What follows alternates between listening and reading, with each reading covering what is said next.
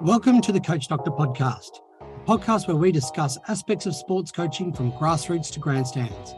I'm your host, James Barkell, and on this podcast, we hear from academics who research coaching. We talk to coaches on the front line from development levels through to professional coaches, and we discuss other elements of successful sporting programs with experts and practitioners from a range of sports science fields, motivational psychology, strength and conditioning, and many other elements required for successful performance. If you'd like to know more about what we do at the Coach Doctor, you can visit our website, thecoachdoctor.com.au, and learn more about our services, or follow me on Instagram at thecoachdr or Twitter at James_Barkell for more regular information. Today, we've got Lee Addison from Rugby League Coach on the podcast, and we're going to be talking a lot about rugby league, a lot about coaching, and also a little bit about Lee's career progression and the way things have travelled for him. And Lee, I think the last time I caught up with you was probably around 2010. I think it was your birthday. We went out for beers at Wendy Leagues, then went to Parramatta to the nightclubs. I think we finished off with a messy kebab on the way back to your place with a couple of your mates. And I would never do such a thing. I'm going to consult my lawyers and correct this. I wouldn't do such a thing, mate. I think your memory, you must be mixing me up with someone else. I would never, ever do such a thing. Okay, so it wasn't a messy kebab, it was a tightly wrapped kebab then. Yeah, I think you're right. It was either 09 or 2010. 09 or 10, something like that. If you're saying Parramatta, it would have probably been 09, actually. Okay. Because I think it'll make sense. Once we unwrap things, it might make sense. So yeah, I think from memory, you were with the Sea Eagles at that time as well. So it's definitely 09 then. Okay. Definitely 09. Definitely awesome. 09. Okay, well, let's start off first question. What have you been doing yourself since 2009? Right, I hope this is a 5-hour podcast. So as long as you want it to be. So last time I saw you, 09, we're at Sydney University. I'm at Manly. Yeah? Yep. I got tapped on the shoulder by someone to go for a job at Penrith Panthers. Matt Elliott was the head coach at the time. I got interviewed by a few people, but without going into too much detail, it was quite political at the time. Things weren't moving in a smooth direction. And you may remember not long after that, Gus Gould came in, and he's probably the only person that could have brought that together in many ways. I got interviewed for a lower grade job. The interview seemed to go swimmingly. It was half an hour interview that went for 2 hours. Matthew Elliott even at one point said, "I'm really enjoying listening to you. Keep talking, keep talking." 2 days later, I got a phone call saying, "I've not got the job." And I thought, what's going on here? Anyway, I spoke to Matt Elliott because he'd given me his phone number. He said, "Lee, all I'll say," he was trying to say it without telling me. He said that there's all this political shenanigans at Penrith. After the interview, he'd actually gone into the CEO and asked for more money for an extra NRL assistant, the NRL assistant being me. He got knocked back. Also, apparently, the board of the Penrith Juniors, allegedly, the chairman said, "I am not having the pommy, insert expletive, coach my juniors." Right? Wow. So that's how that happened. So I thought that was the end of my coaching career because I'd started to put one foot out the door at Manly. I knew that they would hear that I'd been to Penrith. Anyway, I'm at some development carnival or something, and I bumped into the Penrith guys. I said, "How did my interview go? What feedback have you got for me?" And the two other guys said, "Lee, your interview was brilliant." So I'm thinking, why didn't I get the job then? And I basically negotiated. I said, "I'll take your Western Sydney Academy of Sport for a year." So I don't know if you remember, but Penrith and Parramatta used to pick 20 players for their junior reps. And then the next 10, they'd form the Western Academy of Sport. I think they still do it, actually. And that's what brought me out to Parramatta to live. All right. I said, "I'll coach that for a year. Then will that prove, And they said, "Yeah." And then they basically contracted me after that. The CEO of the Western Sydney Academy of Sport was on a parental board that had been put together to try and save rugby league at St. Gregory's College. So after he'd been in reasonably close quarters with me for a month or two. Knowing that I was a teacher, he recommended me to St. Gregory's to be their new head coach. And I'm thinking, what's St. Gregory's? What's Schoolboy Rugby League? I didn't realise how big it was. Long story short, I got that job. They'd not won a premiership for X number of years, this, that, and the other. The boss said to me, Lee, I believe it's going to take 3 years for you to rebuild this program. I said, no offense, Mr. Miller, but you've never had Lee Addison coaching you before, have you? And he laughed his head off. And you know what I'm like, don't you? Yeah. And I went to my first training session. It was persisting down. We were on the backfield, and there was a little skinny, scrawny fella came up to me. He was full of spots. He had braces in his teeth. He said, sir, can I have a go at 5'8"? I said, no problem. I said, what's your name, buddy? He said, James Tedesco. And I looked at the list that I'd been given, and the previous coach had him on the wing. And we were playing like an opposed game, like a trial type thing. And he just did a couple of things, James, that, being a coach, there's certain things you can't coach. You've just got to unlock them. And I straight away went, he's my 5'8". And long story short, we won the premiership that year.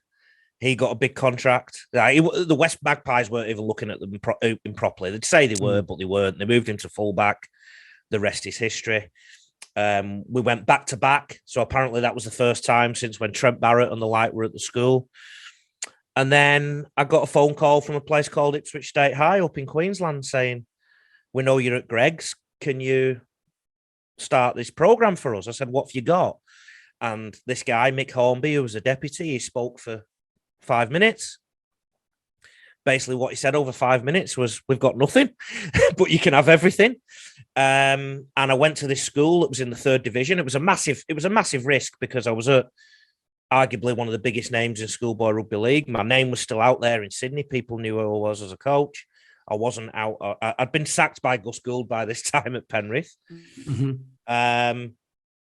But I took the risk to go up to Ipswich.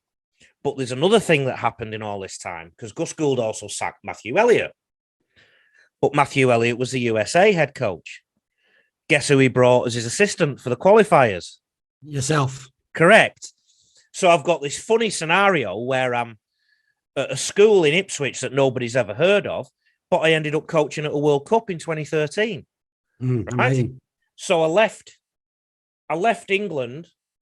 I'd just been coaching against Cooper Cronk, Billy Slater and the like, flew back to Ipswich after the World Cup, and I'm at a training field in 35-degree heat with a 3rd division load of juniors. Like, it was but I truly had a belief that we were going to make it right, because I'd been given the keys to the castle, basically. Yeah. And long story short, built the program. We went 2 years unbeaten through all the grades. We built the program, juniors up, seniors as well. So I call it the sandwich model. I'm sure we'll unpack that. And that school is now the national champion of Australia 10 years on. Yeah, wow. And then after 5 years, the deputy went to become the boss at another school. So I followed him, and I did the same at another school, and they were finished 5th in South East Queensland last year. And they were a 3rd division school too. So I've built 2 programs up in schoolboy rugby league, basically. Internationally, along that time, USA. And then I ended up coached the Ipswich men's team for a while. The Ipswich, not the Jets, that's another story. But if you like, the team under that, the Diggers, they've not won the comp for 50 years or something. A guy called Wayne Bennett used to coach them. We managed to win the comp. I was having this problem. I was thinking, I'm doing what I perceive to be good coaching, churning out NRL players and developing players left, right, and centre, getting results. And it's probably because I'm a pommy, mate. Nobody.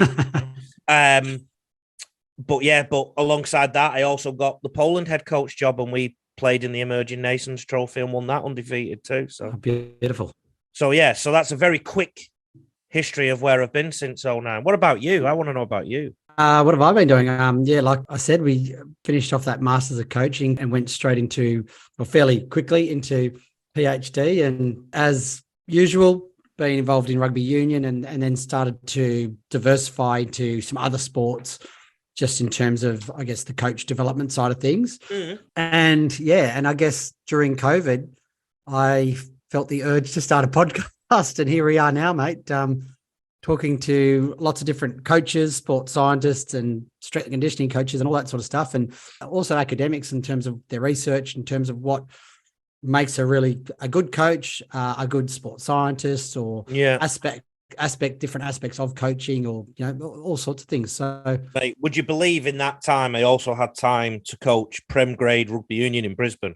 So I was a defence coach. I was a defence coach in the Prem grade up here.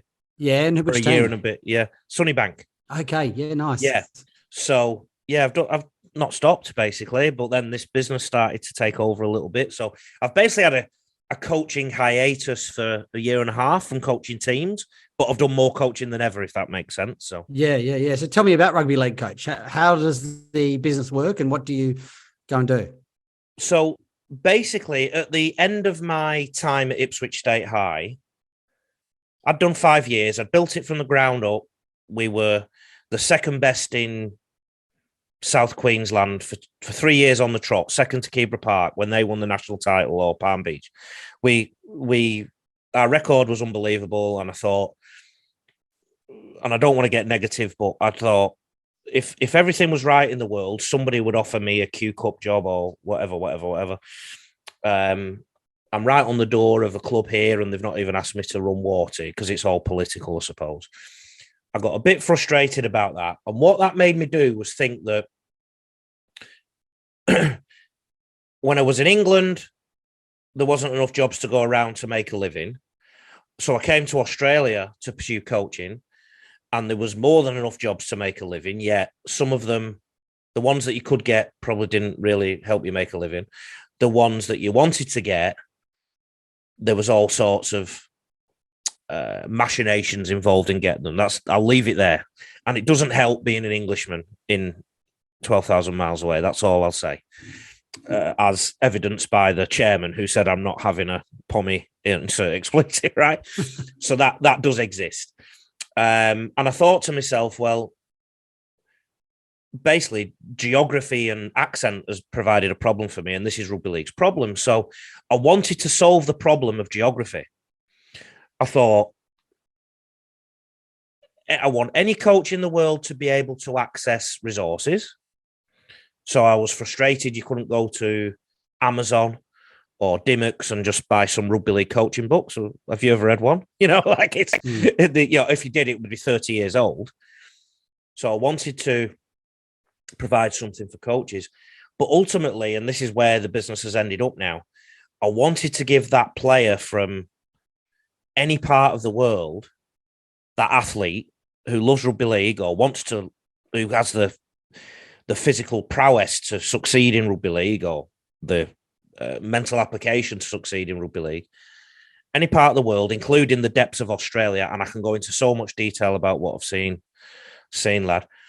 I wanted to make geography not a barrier anymore. So my online provisions provide training programs that anybody can access anywhere in the world. But I actually do a roadshow of clinics now. And I've done 2 tours of England and doing a third one in July. I've been up and down the east coast of Australia. I've been as far as Mornington Island and as south as Melbourne. I've done 52 clinics, I think, in the last two years and 4 months. It's about 2,600 kids I've coached in that time. Prior to COVID, I was in Argentina. I did a week in Argentina, if you like, going a bit of a roadshow there. Done the same in Poland. Post-COVID, some of those things have collapsed a little bit, and it's just trying. So I'll go anywhere in the world to provide high-performance coaching interventions.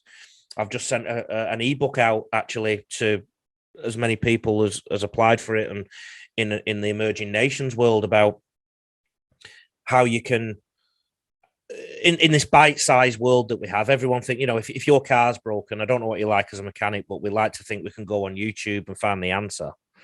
Yeah. And just fix our car, even though we've never put our head in a bonnet. That's how kids think. Having been in classrooms, that's how kids tend to think now. And I guess I've hooked into that a little bit and come up with short-term coaching interventions that help coaches and help players. And there's some clubs and some places now I go to 3 times a year, 4 times a year, run coaching clinics for a couple of days or a 4-week period, and just touch base with their coaches all the time. I have a coach mentor program. So I've basically made myself available to anybody who wants to be coached, basically. So I've never coached as many people in my life, and I've never coached as many coaches in my life. Yeah, nice. It sounds like it's a pretty diversified little business that you've got going, and you've traveling around Australia. Yeah. I mean, Argentina. What's the interest in rugby league like in places like Argentina and Poland? I would define rugby league around the world as big in Australia, big on one motorway in England, big in the North Island and in a little bit of the Southern Island of New Zealand, huge in Papua New Guinea, but not particularly financial. And pockets everywhere else include, well, France is a sleeping giant, it seems, in many ways. But everywhere else, I would say it's anything between 20 and 200 people who care deeply about the game. In some places, it's up to 1,000. You would be surprised, I think, about some of the places I have conversations with. But one of the big problems is they're not financial. So they have all these dreams of things, but they, as you know, sometimes you need the muscle to be able to move it. And by financial muscle, I'm not talking about extravagant things, but it might be a residential camp for all your kids to come from a different area to come and stay for 2 nights or whatnot. You can go to different parts of Australia and see that. I've been to Mornington Island. I mean, there was no way I was going to ask kids there to pay for rugby league coaching, and the school put in some money to fly me there and house me there. But honestly, I mean, it all comes down to finances in these different places. So there's a lot of willing, but there probably isn't the financial muscle in a lot of places or the influence. So I think some of the teams that get to the World Cup quickly, particularly if they're in the emerging nations, some of them might have influence at certain tables, but that comes from money too, doesn't it? So that's how I would define it. Does that make sense? I mean, yeah, it does. It does. It's a pretty clear way of defining it, and obviously, like you said, it's massive on the east coast of Australia. Yeah, that's probably partly why Australia is has been so dominant over the recent years. But now we're seeing, because of the Polynesian number of players playing within Australia and New Zealand, you can see teams like Tonga making a World Cup final and Samoa making a World Cup final. It's pretty big to see some of those nations now competing with Australia, New Zealand, and England. Mm-hmm. And I think that, I mean, like I say, I've just put this ebook out. I actually sent it to you, actually. When you're bored this weekend, have a read. Yeah, I've had a little bit of a read of it already, mate. All right, so it's only 60 questions about it. It's only 60 odd pages, mate. You do that in your sleep. I do, yeah. I do. And it's about the only issue is, Lee, there's a lot of pictures of some bloke, and I'm like, they could probably get a better looking bloke in those pictures. Mate, it gets so many views because of some people just can't get enough of that.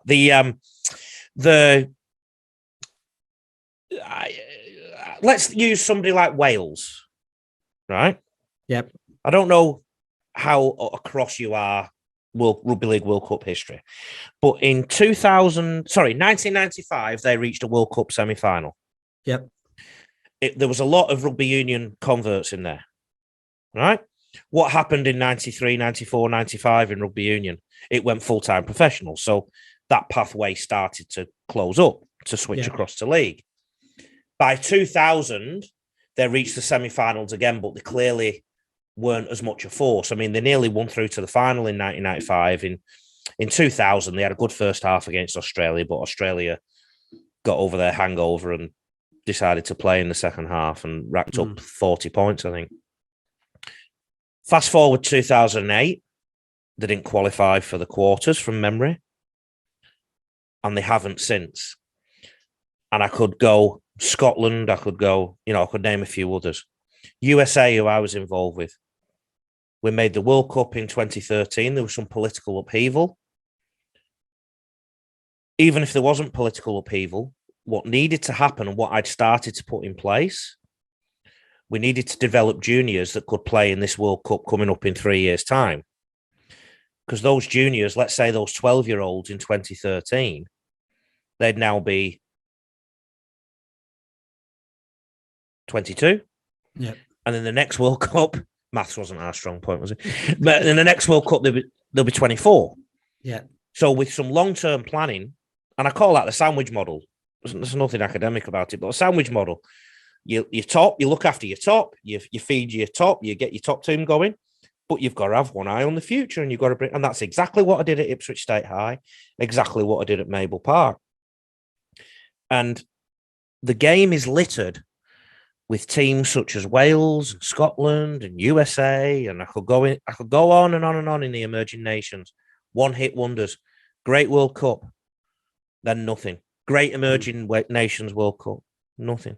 Let me tell you some of the top teams at the emerging nations World Cup in 2018. Yeah, of course, Poland did well. Philippines got to a trophy final. The final of the cup was played by Malta and by Niue. Where are they on the map? No offense to Malta, because they worked really hard, but where is the pathway for them? Yeah, or what is going on in Malta? I don't know, but I know they work and they're very. I know the Australian-based coach, top bloke. Niue, I assume it's. They had some players, but now they might not have some players, and you've got to have a long-term plan in place to make sure that you keep churning out youngsters. Melbourne Storm, they win premierships, they make top four, and whenever a few of their stars go, the next lot come through, don't they? And they get that through a wide recruitment net, but also developing their juniors in a certain way. So one of the I guess the issues that we see in international rugby league is so many. If you look at like Malta and Greece and Lebanon and stuff like that, so many of the players are Australian-based athletes with backgrounds. Is there a way to, I guess, and tell me if I'm wrong, if we go back to Malta, is there much of a rugby league program set up, or we go to Poland, is there much rugby league set up for developing players through that pathway, other than taking players with Australian and British backgrounds? I can't speak specifically about Malta, but I know there's some activity there. Poland I'm familiar with because obviously I used to be the coach. A domestic comp has sort of emerged again. But the reality is in some of these countries, like you and I could play for Team A against Team B, but then Team C have the next kickoff slot. And because they're shorter players, we go and play for Team C as well. Yeah. So there's a bit of that going on. So honestly, in some of these countries, I'd explain it as like social clubs that are involved in rugby league. Some of them aren't. Some of them are quite, but they're trying the slow build, if you like.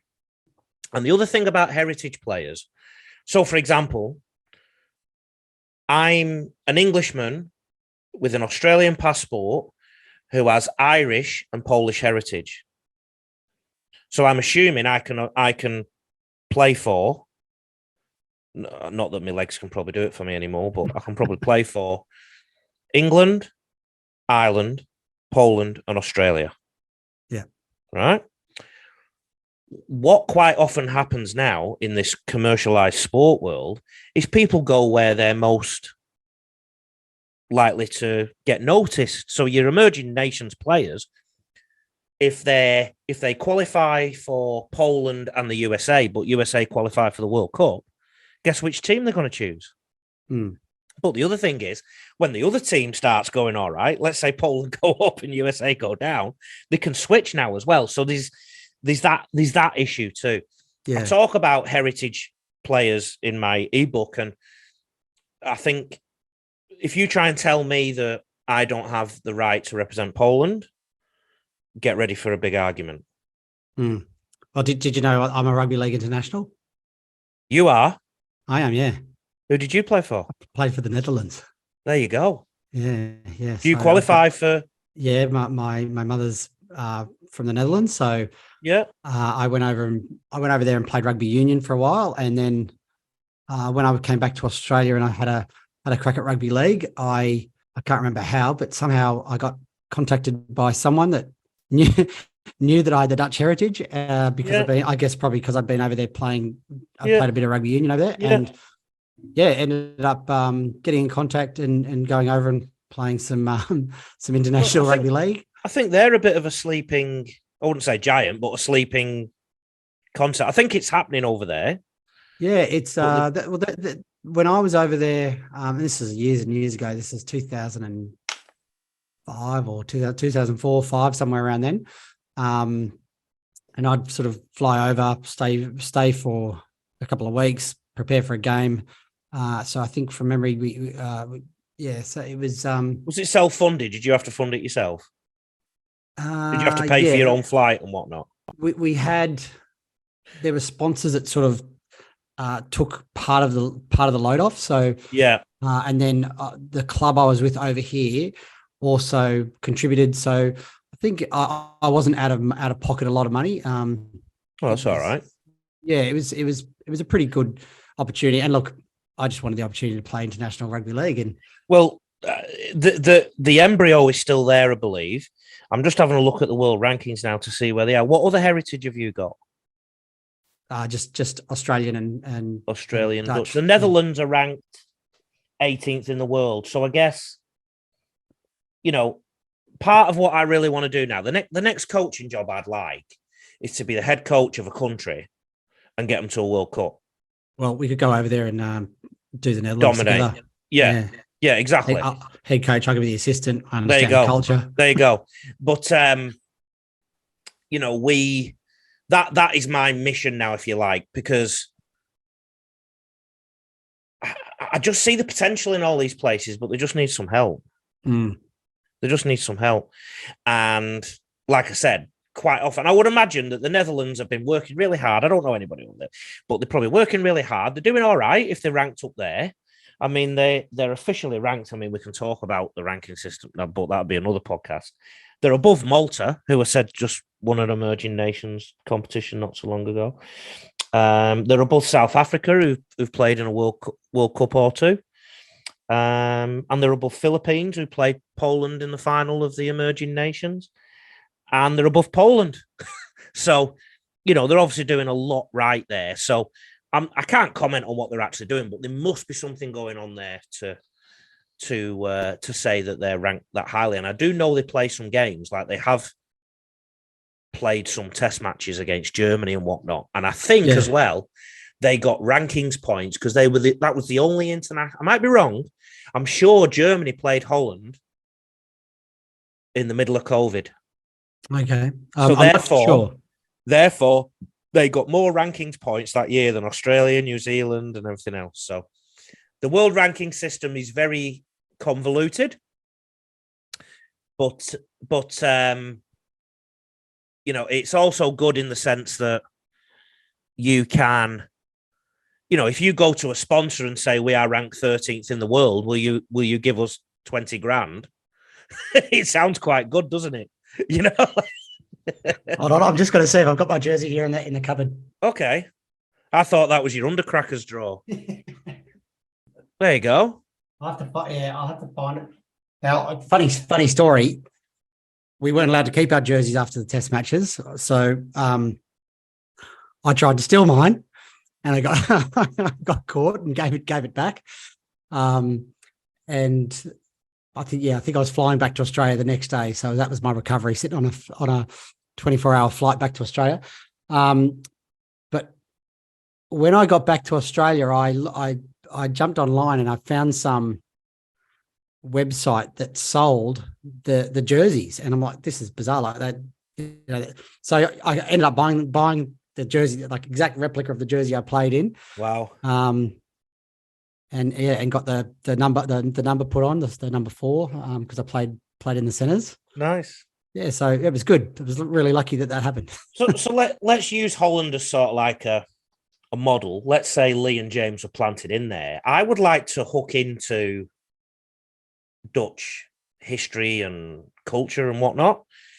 And I think one of the great things that has come out of Holland, I mean, we could talk forever about some of the great things that come out of Holland, but one of the great sporting things is the way they play attractive football traditionally. Yeah, the total football. Sexy football, total football. Yep. So imagine something rugby league based or rugby union, I've done that before, based on that concept. And that's essentially how I coach rugby league. I'm a big believer in eyes up, what is called eyes up football. I always said look up, and I believe there's a long-term coaching strategy associated with looking up and making decisions and bilateral learning so that you can look both sides, play both sides, tackle with both shoulders. And I'm huge on that.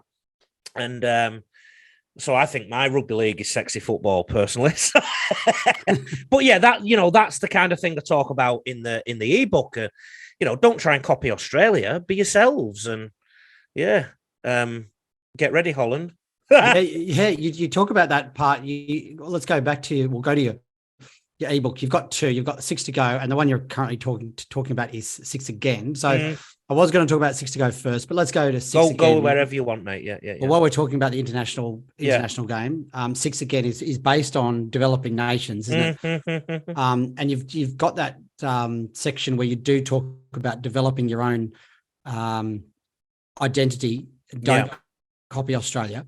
Yeah, and I guess that's the big thing for you. You're just talking about having your own identity as a national squad or national team. Yeah, not thinking right because Australia do this, we all have to follow and do exactly what Australia do. Because again, if we compare what Australia does to, let's say, England, for example, and I watch an NRL game versus a Super League game, the style is quite different. And I guess as an England squad, they might be guilty, and you know more about this than I do, especially being an Englishman.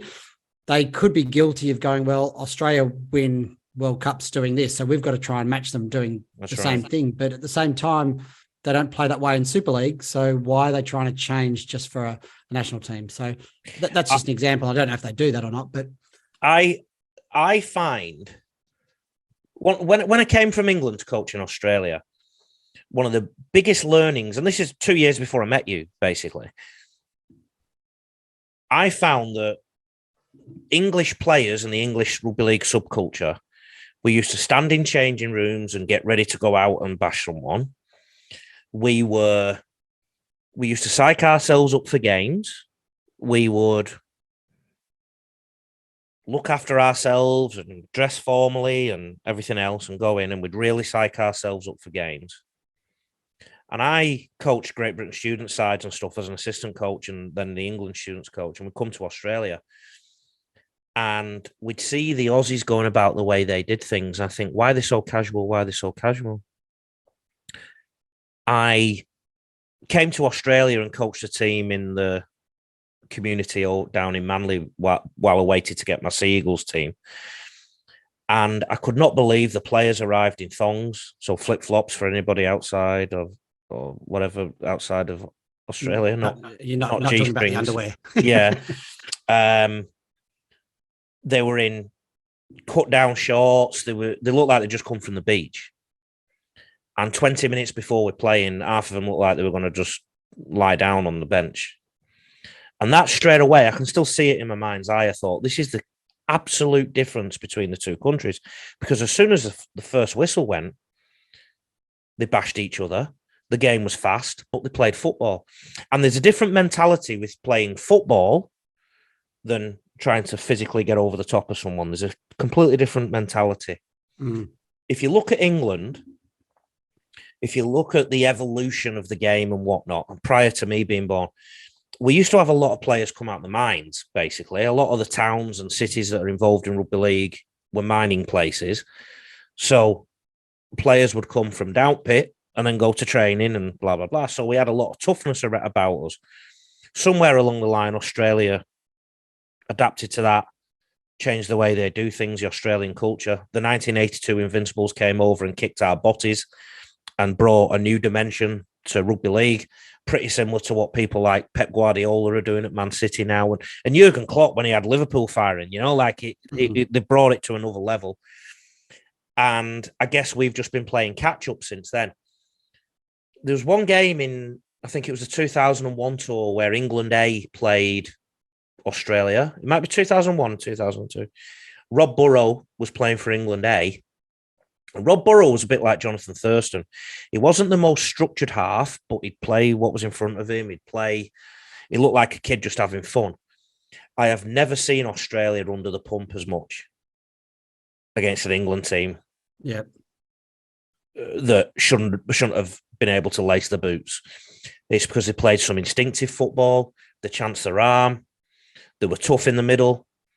And if you look at Super League, quite often it's played that their inclination is to move the ball around quite a lot. Yet we play test matches and probably rein that in a little bit.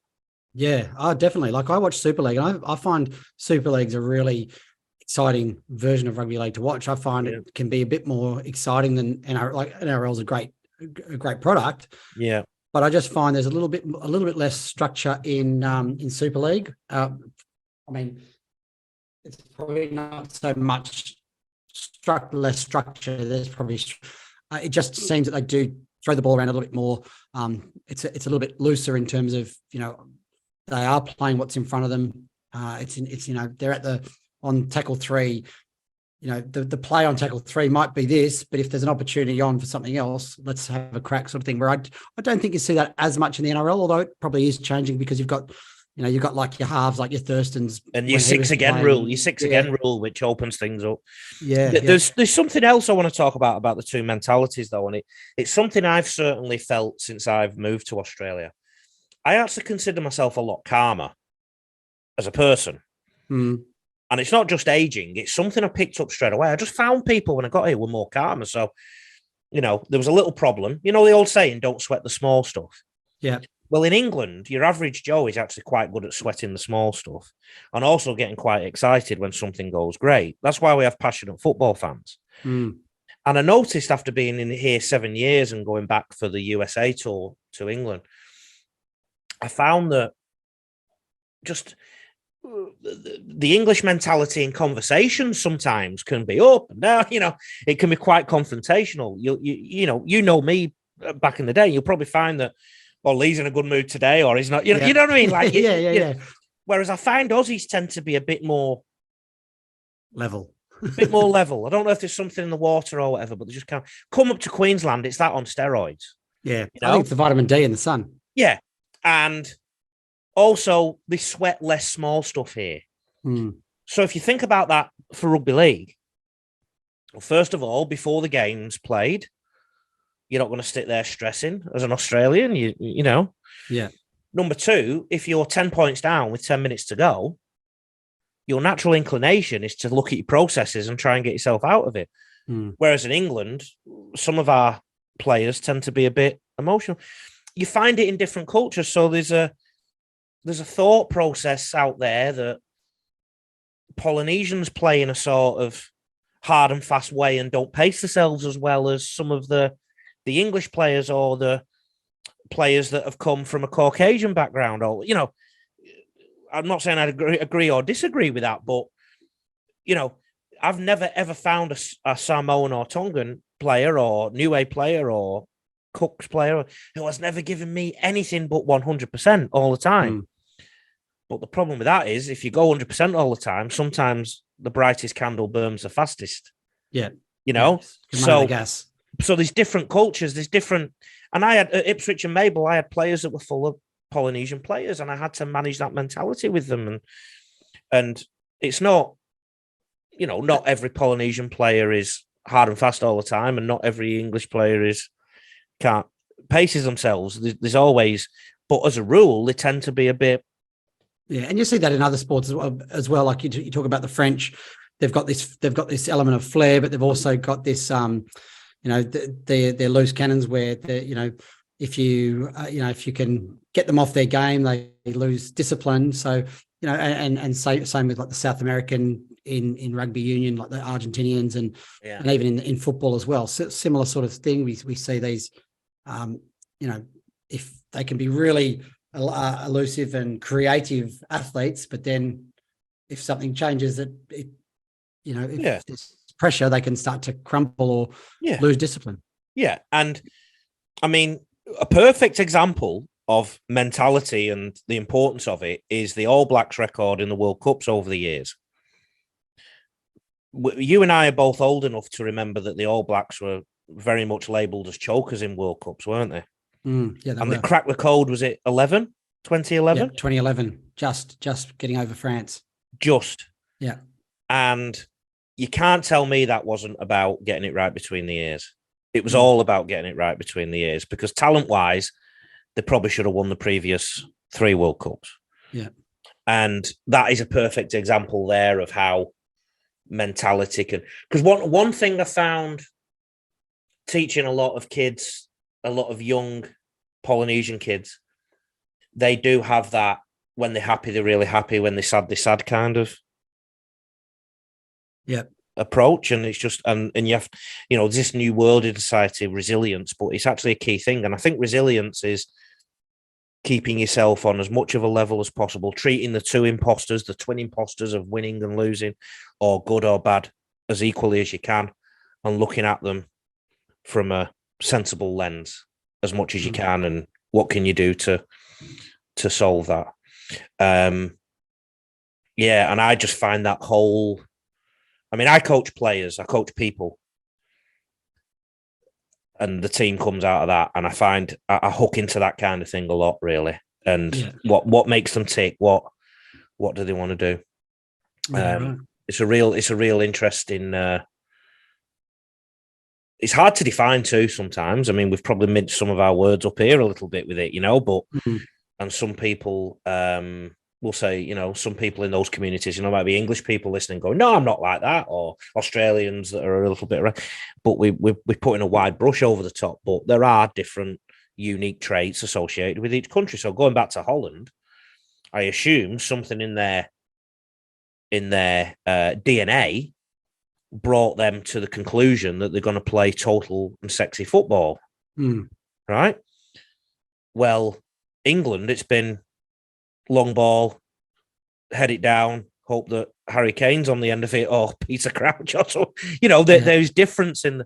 I grew up playing soccer in England, and the defences and the goalie used to just shout, away, away.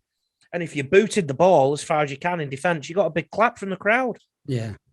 On the continent, they started playing out from the back. Yeah. And they were 20 years ahead of us at World Cups, So there are cultural differences in every... And I see that in rugby league too. So that's why we can't copy Australia at everything. Hi, listeners. A quick halftime note before we continue. If you haven't looked at the Elite Performance Journal's Coach's Notepad or the Athlete Journals yet, make sure you get onto their website, eliteperformancejournal.com, and check them out. The Athlete Journals and Coaching Notepads are designed by elite athletes and coaches and are a great tool to add to your team's arsenal. Listeners to the Coach Doctor podcast have access to a 20% discount on APJ products by using the code word Coach Doctor, which is all one word and all in lowercase, to receive the discount when you're at the checkout. Okay, let's get back to the interview. So in 6 again, you also talk about your most challenging decision as a coach. What's the most challenging decision? What tends to split most rugby league nations is whether you use heritage players or not. So earlier on, I said, if you want to say I'm not entitled to coach Poland or play for Poland, good luck. We're going to have a discussion. That's because I've got an emotional tie there. But I was born in England, live in Australia, and I've got Irish grandparents too. And that tends to be the world now. Most of us have a little bit of something else from a different country in our makeup. And as a result, if you think about what I said about what are around these rugby league nations, you have domestic players who are learning the game from scratch. And then you get these players that come from Australia and England where they were throwing a steeding around at 6 years old in the streets of Penrith or in Dewsbury or wherever. And their dads and their granddads were playing it. And now, of course, their mothers might have played it, right? And we can't expect them to be as good as those who've come with heritage from. It's just that's me looking at it from a purely practical point of view. You can't expect the domestic player to know everything that Australian player does, even if they've not got the same physical attributes. And a lot of countries, particularly the USA, they took a stance after the 2013 World Cup when there was a political fallout. We were mostly heritage players with a few domestic.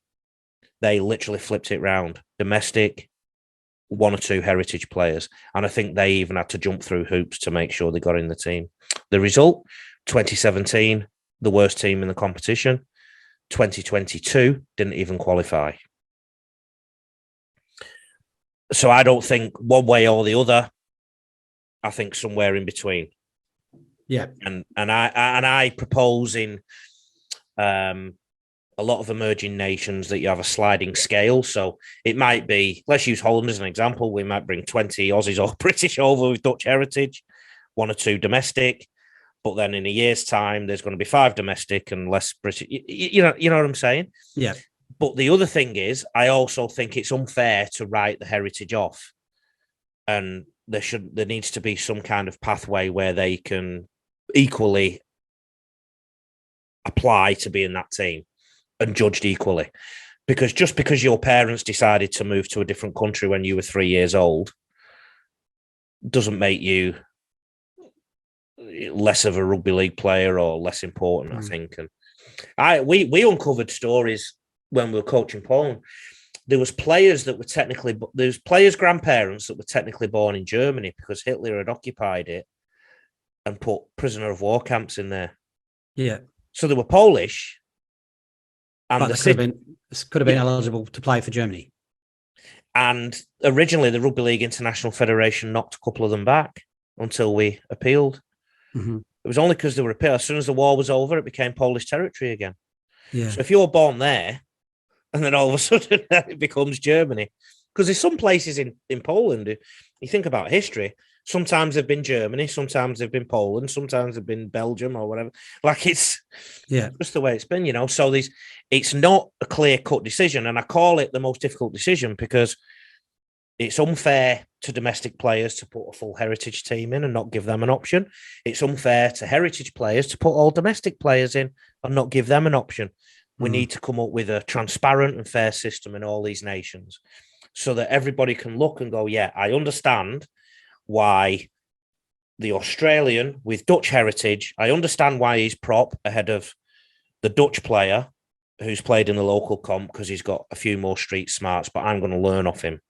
Yeah, well, we could have had Pappenhausen at fullback for the Dutch team. There you go. I mean, you'd be amazed because, what do you think Pappenhausen's chances of playing Australia fullback are? That's the thing. He's got a lot of competition with Teddy Latrell and however many there are, and get him over there for a run for a World Cup or something. And don't forget, Tedesco played his first World Cup for Italy. Of course, yeah, and that was the last World Cup before the one that they've just won. Right. What was that, 2018, 2017? Yeah. I think he played 2013 as well. So he's played more World Cups for Italy than he has Australia. And Anthony Minicello, similar. He won a Golden Boot for Australia and then played a World Cup for Italy. Later on. So a lot of the Tongan and Samoan players have played for Australia or New Zealand too. Yeah. So this heritage question is really important, and that's why I say it's the most difficult decision. Mm-hmm.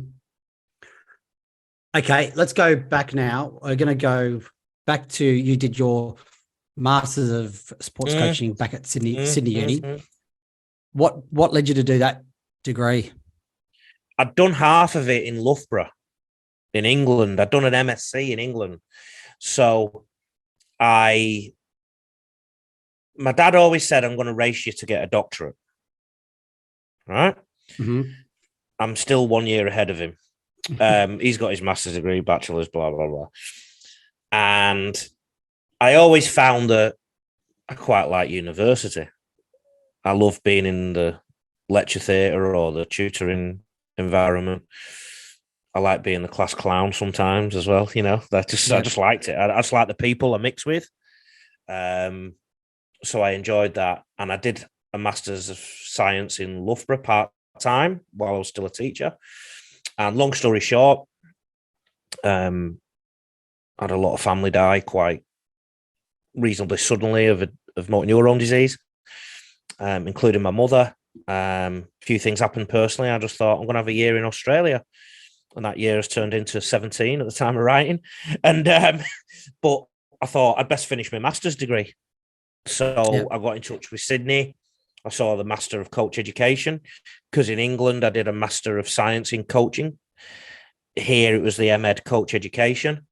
And I got some prior learning recognition for the first year and did a second year. And I loved it. That year that we did those courses with Donna, where I met you, I mean, I just thought loads of like-minded people. I don't know if I learned a lot about coaching in that time, but it made sure that I had challenge all of your beliefs. Ultimate confidence in what I was doing. Did it challenge a lot of my beliefs? What it did was challenge me to be the best version of what I could be. So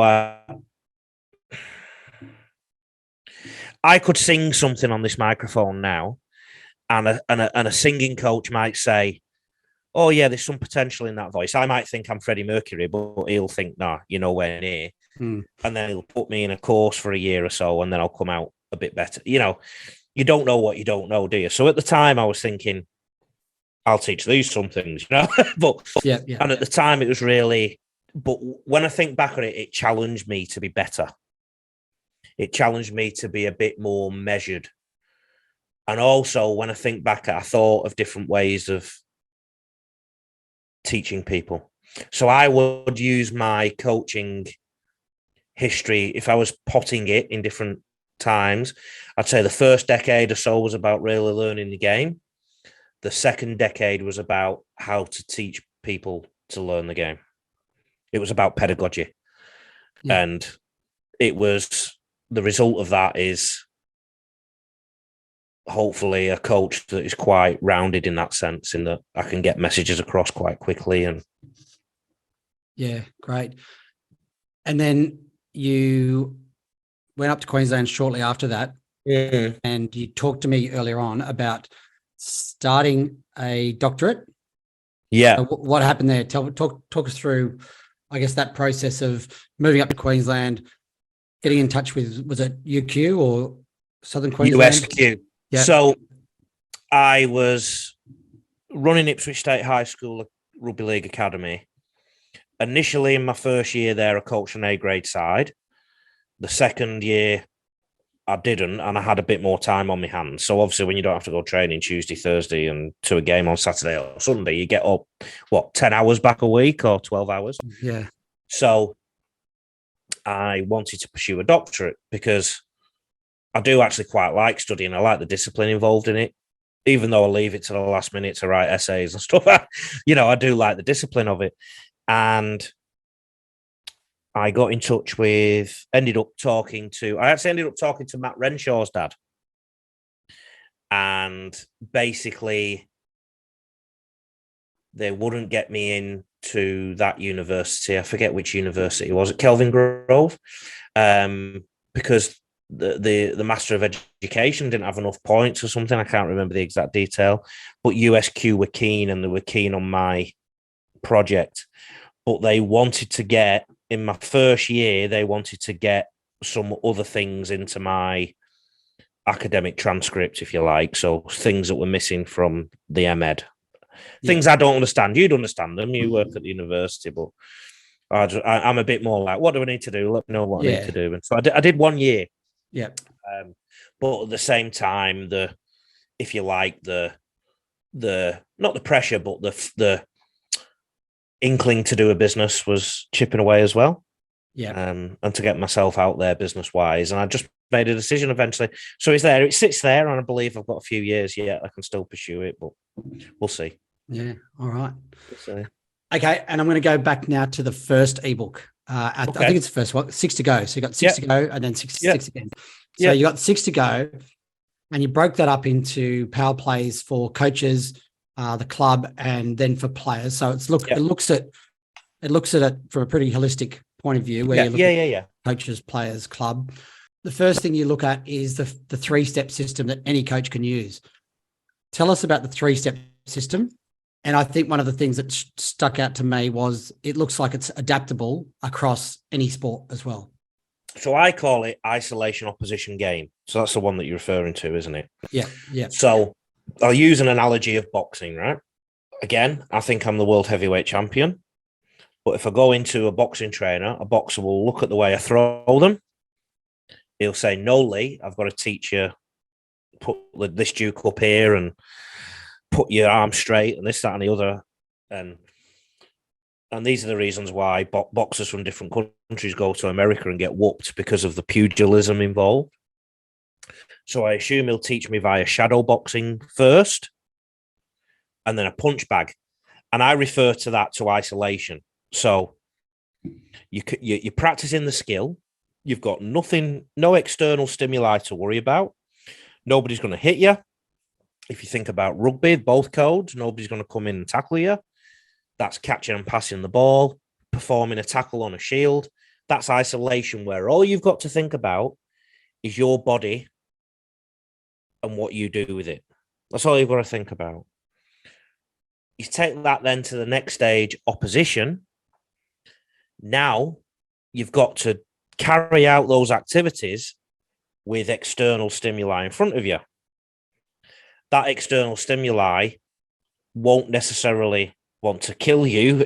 They won't want to hit you really hard if they're sparring, or they won't want to tackle you really hard in training because they're your teammate. But all of a sudden, you've now got to execute that skill while your eyes are somewhere else. So when you're thinking internally, you can carry out a skill and you can practice it. Once that's become second nature, you take it to opposition and carry out that skill while there's a defender trying to do something or a boxer trying to punch you. Sparring as well. With sparring, you can tell your opponent what to do. You can say, right, I want you to throw these rights to make it specific. Right now, I want you to defend the left.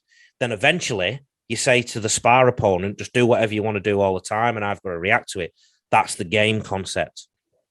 So I'll use the analogy of rugby league again. Grip, pass, catch, carry, teaching you how to catch and pass the ball in isolation without any other stimuli. All you've got to focus on the steeding, how you deal with it, what you do to get rid of it. All of a sudden, we put it into a 3v2 drill. There's 2 defenders there. So I've got to catch that steeding. What I've also got to do is take in some information. What are defender A and B doing? And that's a completely different skill set, isn't it? Mm. And quite often what happens from isolation to opposition, the player sometimes doesn't connect the previous passing drill that they've just done, and they start taking the ball under like a loaf of bread. So you teach them now why you have it in 2 hands. You might hold it a little bit higher so you can see the defense in front of you. They then make the connection why they've got to hold it in 2 hands then, and why they've got to have it in 2 hands to get rid of it quicker, because they've got some defense in front of them, pressure in them.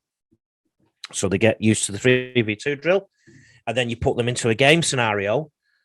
There's not going to be 3v2 opportunities every single play. It's about waiting for the when and where, the 3v2. Oh, yeah, I recognize this. Bang, bang, bang. That's what I'm going to do. Bang. So that's essentially what that chapter is about. Yeah. Okay. So I think a lot of coaches can take that sort of lesson on board in terms of when they're looking at like development, developing that skill through isolation, and then building up the decision-making processes and the pressure on the player to at that elite level. And the other analogy I use all the time is driving a car. So I assume most of us drive a car. Experienced drivers, you drive it a little bit on autopilot, don't you? Hmm. But when you first get in the car, you're looking at your gauge, you're looking at your mirrors. Which one's the accelerator again? Well, oh no, there's no, and you like this all the time. You're moving your head every 30 seconds because there's too many stimuli to think about. But after repetition of it, you start to become second nature. So driving the car itself is actually the simple task, but the external stimuli is the car on the motorway or the road. They change all the time. So once you've mastered the car, then you can go onto the road. And I think it's the same thing. Isolation, opposition game, isolation of the ball in front of a manufactured opposition and then in front of a real opposition. Yeah. Okay. I'm going to go on to the next step, or one of the other things is you discuss the 10 KPIs of a great training session. Yeah. Am I throwing you under the bus if I asked you to mention all 10? Do you want me to share the screen and put them up? Just tell me, and I'll elaborate just because I can't remember all 10. I think the first one is less than 6 balls dropped in any training session. Is that right? Okay, the first one, less than 6 balls dropped in any one training session. So you got that one right. So when I was at Manly Sea Eagles, they won the 2008 Premiership. I asked the assistant, Dennis Moore, why do you reckon you won that Premiership, Dennis? He said, Ben Kennedy. I said, what are you on about? Ben Kennedy doesn't even play at the club anymore. He said, yeah, but when he arrived in, I think it was 2006, a couple of people, when you're doing opposed and a couple of people drop the ball. Yep. Well, at Manly, they just used to pick up and get on with it. Coach would go, get on with it, get on with it. Apparently, Ben Kennedy lost his nut and ripped into them and said, you can't just accept dropping the ball. And he brought in a thing where they all do 10 push-ups when they drop a ball. Then all of a sudden, keeping hold of the ball became essential. And therefore, instead of just going in with a casual attitude to anything, you just focus on not dropping the ball or catching the ball. Sorry, there's a slight difference in not dropping it and catching it. There's a mentality difference. And Ben Kennedy changed that culture apparently. So it's something I brought into my own training, that like the ball is sacrosanct, so we look after it. Mm-hmm. Just because you're passing it doesn't mean that's a risk, but you pass it with thought in mind. So when we're training, holding the ball is key. I often bring a brand new ball out and say, this does not get dirty. And then they put pressure on them. The players put pressure on themselves to keep hold of it and put that high on the list.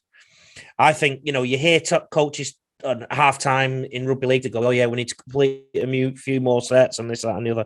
Well, if you want completion to be at the top of your tree, it needs to be the top of your training too. Mm-hmm.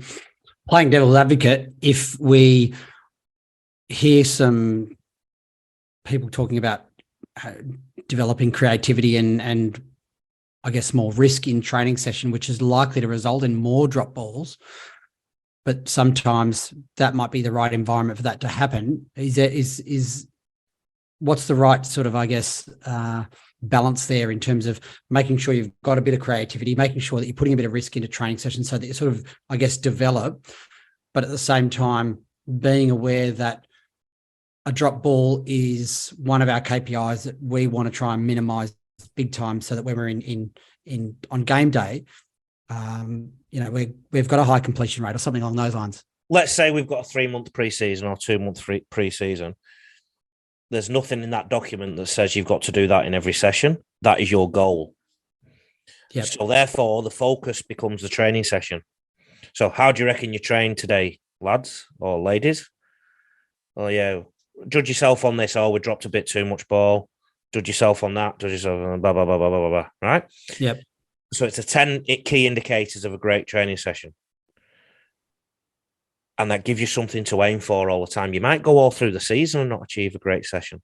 And that means all of a sudden training becomes important because you're trying to achieve something in training all the time. So yes, I like that idea. Yeah, I teach creativity all the time. But if they get 9 out of 10 things right, and one of them is, oh, you drop more than 6, that's something for us to aim for next time. Might take you 3 years to reach that. Yeah. That session. Okay, I like that idea, Lee. And that sort of answers one of the questions I had later that was after this is, do we have to achieve all these 10 things every time? But you pretty much just answered that. Next one, all players present and accounted for. I think that's an absolute non-negotiable. I mean, you and I had a meeting today at 9:30. You turned up on time, I turned up on time. If I turned up 1 minute late, 2 minutes late, 3 minutes late, or not at all, what would you have thought about me? Question your commitment. You'd question your integrity. I guess, question your intent on your feelings around the to me and the rest of the group if it was a team situation. So let's say we had 10 weeks of this, and 2 or 3 times I turned up late or not at all. I'm pretty convinced that would start to impact what you think of. And I think what that's saying is that my time is important, more important than yours, or I don't care about this meeting or whatnot. So a team has got to put the team first. And so there's another dynamic here. If somebody's not going to train just because they can't, whatever reason, but they can't get a text message or a social media message or to let us know where they are, then I can't rely on them to defend on the goal line in the last minute of the grand final. I can't rely on them to turn up and be in the right spot and do their job when I need them most. And particularly in the community game, people do have to work. People do have dramas. People do have sickness. But just let the coach know or let the manager know. And then we know what's going on. And the other thing is a coach as well. If he's got a squad of 24 or she, and 4 of them away, you can plan your training. So I think the benefits of this are huge. Again, looking at that, let's say you've got an under 16 rep team, and these days all kids have got phones and they've all got access to messaging opportunities and stuff. But you've got let's say you've got a kid that's an unbelievable player, and parents aren't around all the time; they're busy at work or something, and this kid relies on someone to get him to training or her to training. What do we do in that situation? It's a player that has a lot of potential, but because of their circumstances, their, I guess, accountability and their presence isn't what it should be. There's another couple of layers here. So if it's the community game and you've only got a squad of about 18 and 4 of your players are like that, you probably have to be quite lenient. The other layer is you probably have to get your players to agree to it all. So I think it's quite fair to try and know where everybody is. But as a coach, you will have some problems occasionally when you come up with some hard and fast rule or whatever. You then have to try and manage the situation. So I've done it in the past where I sit with the kid or the parent and just say, well, this is the reason I do it. Like, if it's too hard, don't train and give it a couple of weeks and come back later. And then once you take away the taboo of playing up for your coach and your team, once you take that away, they turn up on time for everything and turn up to everything. And quite often when we have these problems, it's because we don't understand each other. Like I said, I coach people. So if there is a problem, I'll be aware of it. And then if there is a serious problem that's deeper, I'll make sure the team are aware that Johnny or Jane, sometimes they might be late, and I'll just make up that, I've heard from the parent, it's all good, I've heard from them. So it's fine, Yeah. Because, of course, part of our job as coaches is to help the next generation. And sometimes what they need is that structure in their life, and they might not quite be there yet, so you guide them through. And I think the other layer is if it's an elite team. If you've got 45 people trialing for a team of 20, the great kid, if he's not going to turn up, the best thing you can do sometimes is drop him from the squad, because that sends reverberations around the house. And, why has this happened? We really wanted you to be in this team. So do you understand? There's a few different dynamics in there. Yeah. The concern is if you've got this great player that you do drop from the squad, is that going to push them out of the game? That's the concern for me. I worry that if we do take a hard stance on some of that sort of stuff, do those kids then walk away going, oh, bugger it, I'm not going to try anymore? I mean, that's one concern, but do we potentially lose a potential superstar player, or not necessarily a superstar player, just a player from a game that you love and that I love, because of we take a hard stance? And I don't know what the right answer is here. I'm just sort of like throwing curveballs. I think people with kids, in their house, they put disciplinary things in quite a lot, don't they? Mm-hmm. You take things off your children and whatnot. that makes them sad in the first instance, and they'll either move with it or they won't. And if they move with it, you have a peaceful household and they learn. If they don't move with it, you have a bit of a battle. Depending on the job you're doing, if it's a community game, you might bend a bit. Or if you're uncle rather than dad, you might bend a bit. Yeah. Because you're only babysitting them for a night. But if this is a long-term thing where you've got to get it right, or if it's a rep side or a professional team, I think you've got every right to put that wall up. Yeah. And doesn't mean you don't try and work out the answer. You want every kid to succeed at the end of the day, so you give them every chance to succeed. You've got to be a communicator. But I honestly think, as long as you do it humanely, because discipline is often associated with anger and autocracy. It can just be having boundaries, and as long as they know why and you give them the reason, they might hate you short term, but they'll respect you for the boundaries. And one thing I've learned being a teacher for a long time is boys in particular love boundaries. Humans love boundaries. We love to know what our boundaries are, where we can go and where we can't go. I'll give you a case of somebody who didn't make one of my Harold Matthews squads, and I had the full support of the club on this one. Moses Leotta. And he's now won a premiership with the Cowboys and played in grand finals. And he didn't make my Harold Matthews squad. And he realised from that, in the biggest lesson possible, he wasn't fit enough and things in his lifestyle had to change. You can't tell me his lifestyle wasn't determined by what his parents were cooking him in the house or what they were, But he changed, and look at him now. He's flying. He's a great player. I think he's in England now, because I don't think he got vaccinated or something. But yeah, but he's a great example. I'm so proud of him. Is it Moses Leotta who did that? Or I can't remember. But yeah, that's a great example. There's other players who there's been the kid gloves, and I won't name them, but they've had the kid gloves and nobody's ever put the barrier up, and they still think they can get away with it now in professional, and they're the ones who cop the most in the media for not performing. You can probably guess who they are. On top of that, you got players arriving on time, which I think plays into that other one. So it's about being present. It's about being accountable, arriving in full uniform. Then you've got number 5, players doing extras. Yeah. Right. Talk us through why that's important. If you and I, so when we're coaching Holland, right? if we think we've got 10 players and then 40 turn up, we're going to have to sit for 10, 15 minutes and work out what we're doing in training, because we planned for 10 and now there's 40. So we just have a little bit of a powwow. We say to the players, there's the ball, go and do what you want with it for a bit. What will the players do, James? I'll probably kick goals, or most of them will play though, won't they? If they're actively minded, they'll play. Or they might play some touch. Play some touch or pass to each other. Even that's playing of a kind, isn't it? It's the concept of play. So extras is about structuring a little bit the concept of play. When I was at Wigan, Andy Farrell, do you remember Andy Farrell? I remember Andy Farrell well. Ireland coach now. He was the goal kicker for Wigan. Great player.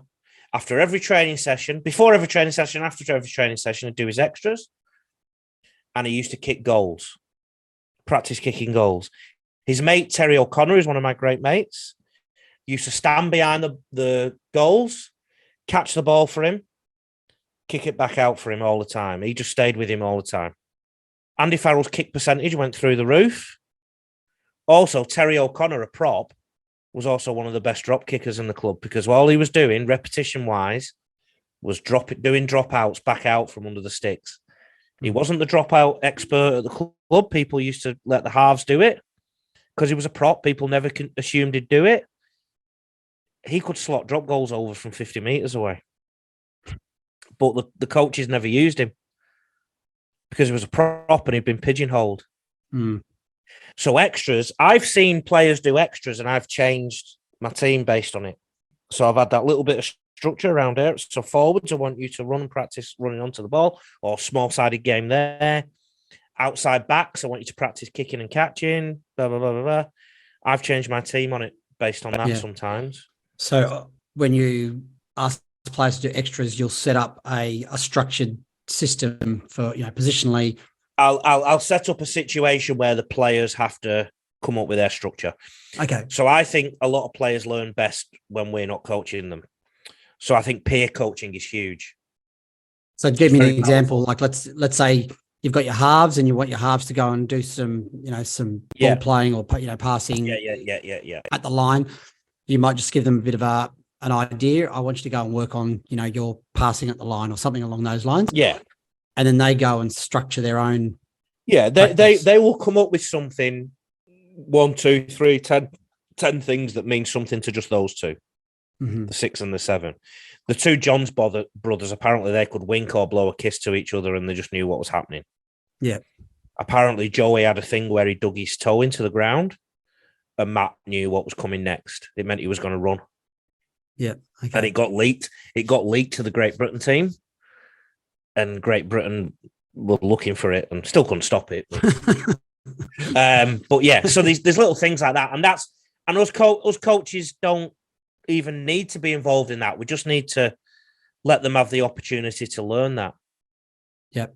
Without the coach pressuring them. I used to say to my players at Ipswich, I'm going for a walk. And I'd walk around the field while they were doing extras.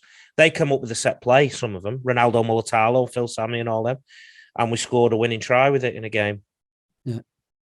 One of the worst things we can do as coaches is think that we've got all the answers. Yeah, good comment. No player is seen to take a shortcut. So starting, like for example, starting to slow down after 9 meters on a 10-meter sprint effort. Right? Why is this so important?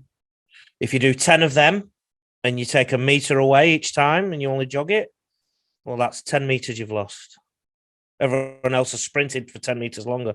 You do that 52 times a year, once a week. We're not good at maths, so we won't try, but it's a lot of meters, isn't it? It's a lot, yeah. I'll give you another 1% or two, but more from a coaching perspective. At Ipswich, I got my groundsman to paint all the drills on the field because what I found was we're going from lesson to lesson. My coaches were coming out, setting the training field up while I was talking to the players. We'd waste 10 to 15 minutes. When the drills were all painted on the field, 5 minutes straight on the field. Yeah. Into it. 10 minutes, 4 times a week, 40 minutes, times that by the amount of times in the year. It was a monumental amount of time of training. And I think that's the concept. Just, if you've got to run 10 meters, if anything, run 11. That's a very simple, but no shortcuts. Be comfortable being uncomfortable, basically. Mm-hmm. That's a really good point, the coaching one, because it's a big issue in coaching with coaches saying we don't have enough time to get through everything we need to get through. Yeah. But like you just said, if we can cut down that talking time or that instruction time and have more time on task, then all of a sudden we do have the time to try and get through a lot of stuff if we can. Quite often, I'm a very much a games-based coach, and I will explain the rules once, and I'll say, right, you're doing it wrong because I'll blow the whistle and say turnover. So guess who coaches each other then? Yeah, players again. Players. Yeah. And that's more powerful than anything. Okay. Number 7, no player to be seen as giving up, taking an easy option or breaching any training disciplines as set down by coaches, such as walking when you should be jogging. I mean, I think that's related to the previous shortcuts, but I think I see the whole training session as a conditioning session. So one thing I've done in all my... Balin will hate this, who you interviewed for one of your previous podcasts. He would hate this. What a top bloke he is, by the way. I always sit down with my conditioning coaches and say, right, I'm in charge, but you tell me what I need to do with my skill sessions to make sure my players are fit. Because I firmly believe, that the minute you cross the white line and start the training session, we know for a fact that the heart rate leaves a resting state and goes into a active state. So you're conditioning, aren't you? Yeah. So I will program all my pre-season sessions in particular. I'll say, right, you've got 2 minutes to get a drink, but the water bottles will be on the other side of the field. So what they're going to do in that time? Jog. Yeah. I measure my field so that I know how many meters they have to cover technically in theory, in a small-sided game. I was talking to a coach and mentor in America this morning, and he said he's got 10 at training. I said, we'll do 5 aside, 20-meter width. That means a player's got 2 meters either side of them, so they can't really. One thing I've done also is video training, and then anybody who's making a shortcut, they get a punishment at the next training. So, it's about moving. And the thing about that is increasing the conditioning of the player. And a lot of conditioners don't like that, because a lot of conditioners are strength and conditioners, should say, not the thing that comes out of a bottle that you put on your hair.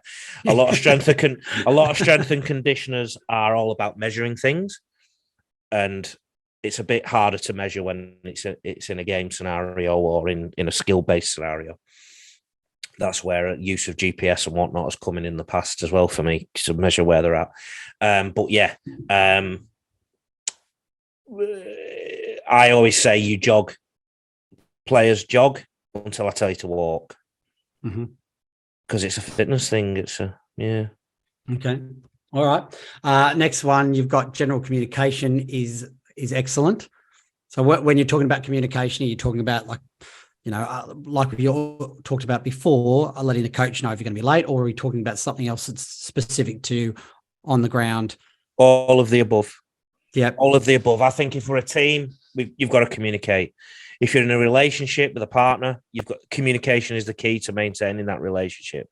Well, having a relationship with 24 other people, communication is the key to that relationship. And, communicating if you can't train, communicating if you want the ball, communicating if you're moving decoy and you don't want the ball, communicating what you see in the defensive line. And one thing communication does is it lifts people. If you know you've got people with you in that defensive line, I've got you inside, it just keeps you going, doesn't it? Yeah. Yeah. Definitely. So one thing I do find with, a lot of coaches say my players aren't talking. I do find one of the things is that they don't know how to talk or what to talk about. So I teach them what to talk about. And give me an example of that. So, look for space. Why didn't you go to that space? I could see it, and I was shouting for the ball, but he didn't give it me. Well, now this is when I visit teams and I say, right, bring in a call that says override. When he hears that word, the hooker can pass that way. So you're teaching them what to look for and what to talk about. Look for, that's what you're looking for. One defender on the short side with a play the ball on a scrum line, or 2 defenders. Yep. And then you're going to use this key word, which means I want the ball. Okay. Next one, success is high. So the group improves at a good rate. Understanding and learning is high. General feel for the session is good. I think that comes with a lot of the others. One thing I learned under Des at Manly was that training was an event. That year I went to a lot of Des's training. I was doing some stuff with the New South Wales Rugby League, and I did a session at Parramatta and I did a session at South Sydney. Michael Hagan and Jason Taylor, respectively. And I remember thinking, after seeing those 2 sessions, after I'd been at Manly all year, I thought Manly are going to make the grand final and win it. Now, it wasn't, that wouldn't pass academic scrutiny, that little study there, but it was just a gut instinct I had, because Manly training was an event. It was like a fairground. It was, people were up for it. Yeah. And the feel for the training. And the other thing about training is I want my players to really enjoy it and feel like it's important. I want them to be at training. So you want it to feel good. And you want them to love training, and you want them to be in the team on a Saturday, Sunday, and think, right, we'll fix this at training. I want to be there because it's going to be fun. I'm going to benefit, but the feel of it will be great. We'll be all communicating. We'll be buzzing off each other, blah, blah, blah, blah, blah. Yeah. Okay. You're ready to go now, aren't you? You want to play for me? Yeah, definitely. I'm looking forward to get the boots on. Well, the Netherlands playing in the World Cup against Australia in the final. Come out of retirement. I don't know who I'd support in that situation. It's a tough one. We'll have to look at match fixing if you're playing. You might miss a tackle on James Tedesco in the last minute. Let him in. Mate, I'd hate to get in the way of Teddy's career, as give him a chance to win back-to-back World Cups. That'd be yeah. pretty tough. Yeah, He, so I'd you know, probably we go a were little talking bit about easier. mentality. You know, we were talking about mentality earlier. He is Yep. the epitome of that. Didn't get too excited when things went well. Doesn't get too down when things go poorly. Yeah, I was We at the won Anzac that. Cup. I was at Yeah. the Anzac Cup game on the weekend, and obviously after they won that tight battle, when they presented him, it wasn't like holding the cup Yeah. up and carrying on like a he was very, very measured and That's him. modest in terms of his That's him. When we won the first premiership at St. Greg's, the school went absolutely nuts. All the boarders ran on the field. The police would have been called if all these people didn't have maroon blazers on, and they were just cheering, blah blah blah. Mm-hmm. Matthew Grote stole the trophy from the podium and just started waving it like this, right? And the school went nuts. We went back to the school, and everybody was singing in the canteen and everything. It was crazy. Teddy just went home with his parents. I said, "Are you sure you don't want to come on the bus?" And his dad said, "No, he's not like that, really." He said, "He's not, because they're beautiful people." He said, "Yeah, he just takes things in his stride. He's not." That's great. Last one. No negative vibes noticed around the group. Yeah, well, none of us energy. None of us like energy sappers, do we? No, I think that's a really good one. Really important. Yeah. I mean, be honest. You can be honest. Like I can say to you, my microphone's better than yours, mate, because, right?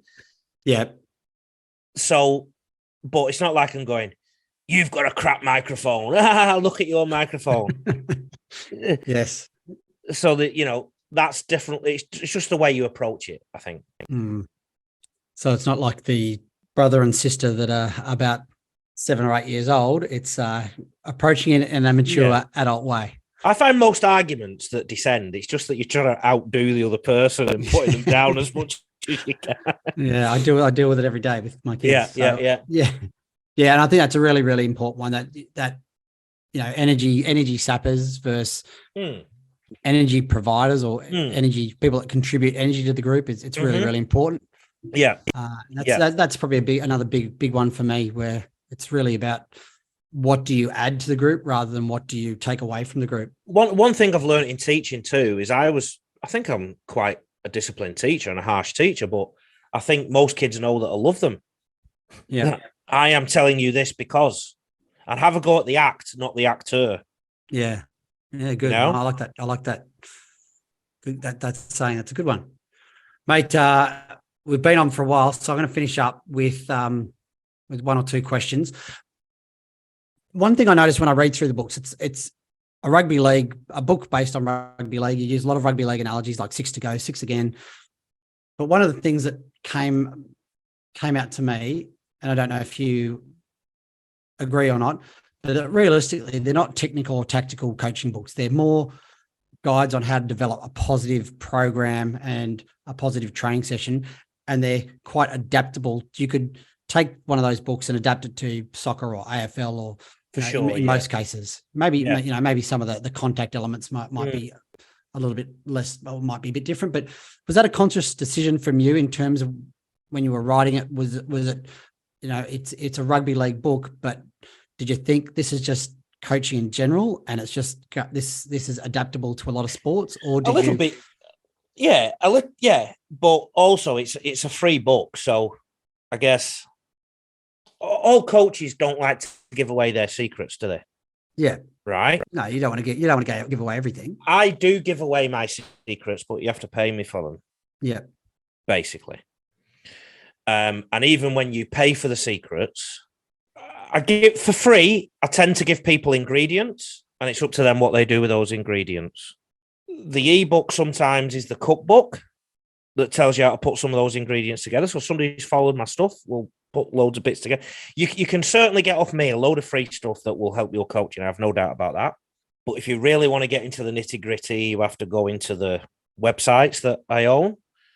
But then even then, guess what? I think I'm the Jamie Oliver, So it's all coaches are secretive, but I made a conscious decision that I wasn't going to be secretive anymore, but I was just going to have terms on how those secrets came out. That's all. Yeah. Okay. Because I want to put bread on my table.